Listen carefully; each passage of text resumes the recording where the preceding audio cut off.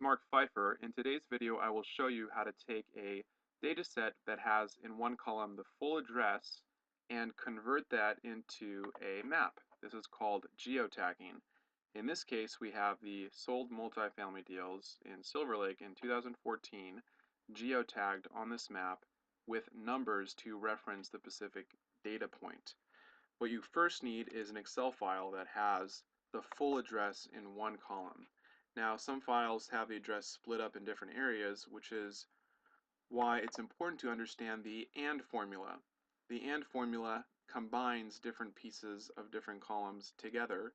In this case, we have the address here and in quotation marks a comma, so it separates it properly, and then close that off with an and then we select the next column cell. That formula gives us all the addresses. Now what we need to do here is we need to copy all of these addresses, Control C. What I did just there is I clicked Control Shift and I pressed down, and that highlights all the cells, and then Control C. I go over and then I do Control Alt V all at the same time to do paste special. Here I want to click on just the values.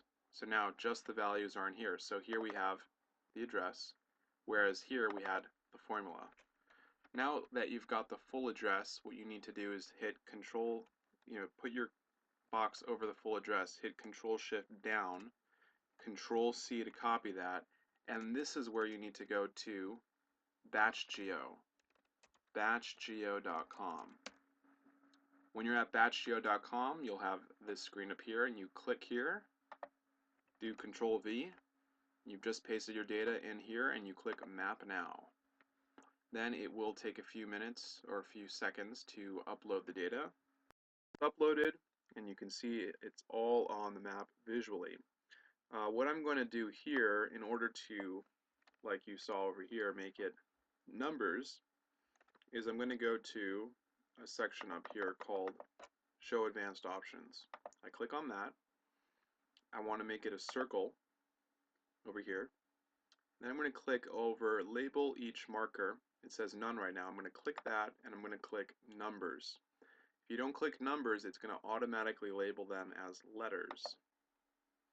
Down here you have different map options.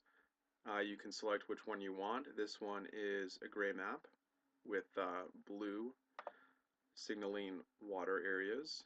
Then click Make Map, and it will convert that to this map. Now, don't be alarmed if you don't see the numbers popping up here. That's alright. They'll pop up when you click Save and Continue. Then you've got to put in your information. Click Save Map, and then it'll upload the map. It'll send you an email, and you can access that email to make any further additions or edits. Then you have your map here. So now how do you go to something like this? Well, you're going to do Function button, hold that down, and then click the End button, which is in the top right portion of your keyboard, and then it should say PRTSC, which means print screen. Hold down the Function button, press that button once, then you need to open up a Word document, do Control V, and now you've just pasted the map here. And what you do here is you click Format, you click Crop, and then you can crop it as you so desire.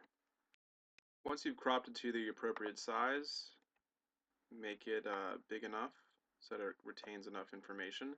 Then you're going to do Control C to copy that, and then in your Excel file where you have the data table that you've created, you can post it in the Excel file, do Control V, and make sure it's sized appropriately so that it fits in the space.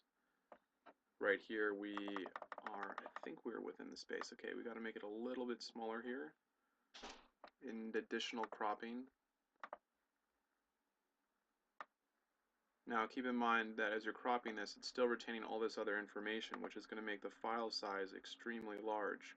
So once you've cropped it to the appropriate size, what you're then going to do is compress the photo so that the file size stays small, and then you can save it as a PDF.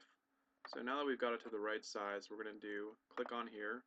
We're going to go to up here where it says Compress Pictures, click that. We're going to use the document resolution, just to this. Delete cropped areas of the pictures, only apply to this picture. Okay. Once we've done that, we can go to File, we can go to Print, and we can get a preview of what it looks like here before we actually save it.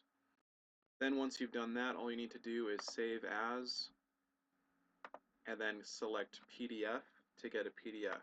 Down here I've got PDF, then click Save, and then it should pop up and show you what it looks like when you're done. And there we go. Simple as that.